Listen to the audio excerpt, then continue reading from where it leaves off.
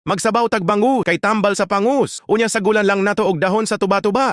Para mawala ang lisa sa piyang. Bahalag walay mananawaning video ha. Basta importante makakaon rami diri. Ngano man di ay og kamiray magbalik-balik og tan-aw sa among sarili nga video. Naghimo man pod kog dami account 500 ka buok.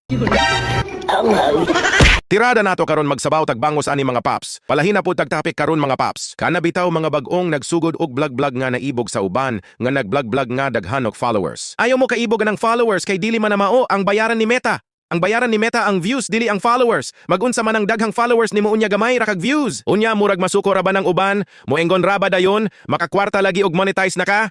Unya ikaw pod unsaon pod nimo pag monetize og perte pod nimong tapulana? Bitaw guys, views ang importante kung monetize na ka. Pero og wala pa aw, banate na nag-upload diha para ma-monetize na ka. Bitaw guys, ang nindot man gud karon kay bisan pag $25 rana imong earnings. Pwede na nimo makuha kay ang patakaran karon ni Meta $25.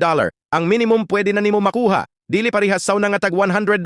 Dugay kaayo na kuhaon. Labi naghinay kag views. Na, maabtan kag 3 to 4 months bago maabot ang 100 minimum. Ug perteng hinaya jud maabtan pa usahay og tuig. Maunang sa mga nagsugod pa diha. Banatinanan ninyo og upload kada adlaw ug mahimo kalima sa isa ka adlaw. Kay og ganahan gani ang mga tao sa imong video, mo follow jud na sila nimo. Maong ayaw kaibog anang followers. Ang importante upload kada adlaw kay og daghan na kag mga video na isa diha mo trending, maunay makahakot og daghang followers. Kay ang mga tao man good, once naganahan na sila sa imong isa ka video nga nagtrending, mangita pa na sila og lain og unsay na animo nga mga video. Ug isa ra ka book or 5 ra ka book imong video, unya isa ra ang nagtrending nimo nga video. Maura to ilang ganahan sa imuha.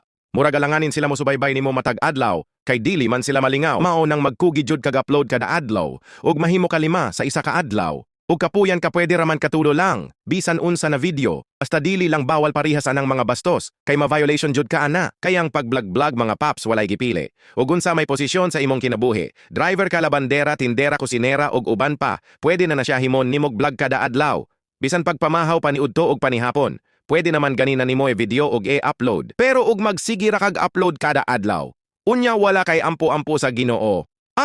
Wala lang gihapon ka. Kay ang naaraman good sa imong hunahuna kay kwarta ra. Dapat lingaw-lingaw lang tima ni mga paps. Magunsa man ang kwarta og masakiton na ka.